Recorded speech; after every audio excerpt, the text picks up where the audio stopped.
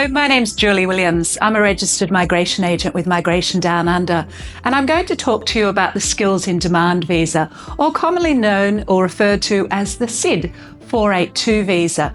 This visa replaced the original temporary skills shortage 482 visa back on the 7th of December 2024. So what has come into effect since then is that there is a new skilled occupation list, which is the Core Skilled Occupation List, or commonly referred to as the CSOL. And unless your occupation is on that list, or if you're an employer and you're wishing to sponsor somebody, unless the applicant's occupation is on that list, then you aren't able to sponsor them through the new SID 482 pathway. There's three different streams to the SID 482. There is the specialist skills, there is the core skill pathway, and the essential skills pathway. Now, the specialist skills are for those that are in highly skilled occupations and are earning over 130,000 Australian dollars per annum, excluding superannuation. And it doesn't include people that are labourers, construction workers, or truck drivers. It's more specialist managers and specialist skilled professionals. The core skilled occupation list is really the general occupations that are coming through, anyone earning less than 130,000 per annum, but making certain that you're meeting the minimum threshold, which you're earning their market rate, but the market rate must be currently above 73,150 per annum, excluding superannuation. You also need to continue to meet the same requirements of having the relevant qualifications and English language, etc. However, the work experience requirement has reduced down to 1 year's full-time work experience. So that's the same with the specialist skill pathway as well, or the stream. You do need to have the relevant qualifications plus 1 year full-time work experience that is paid work experience and can be verified. Previously, it was 2 years. If you don't have the tertiary qualification, in some instances, the occupation requires perhaps a diploma, and it may be that you've got 3 years full-time paid work experience in lieu of that qualification.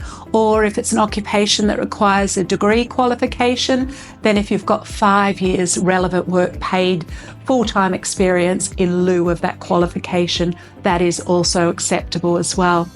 The third stream is the essential skills, and that hasn't come into effect yet. There's still more work to be done, and that is looking at skills that labour shortages in regional and certain sectors, and the government hasn't sort of given further information or provided any more insight into that, and we wait to see what that has in store. But otherwise, the 482 SID visa still works like the temporary skills shortage visa, where you still require a nomination, you still require an employer to be a current business sponsor or applying to be a business sponsor, and the nomination then allows you to be sponsored and employed by that employer.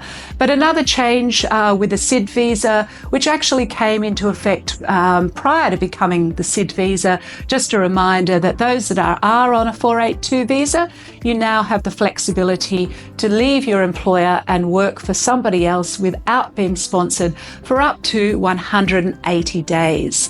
And that allows you to find an employer that is willing to sponsor you, and you can now start working with them before a nomination is lodged and approved.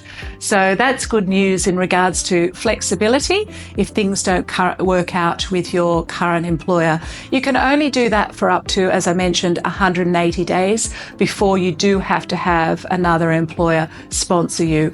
Also, in the interim, if you do, say, become redundant or leave your employer and you haven't got another job to immediately go into, you can work in any area just so that you can survive and make ends meet while you are waiting for another position that is relevant to your skill set and matches the occupation that you've been sponsored under.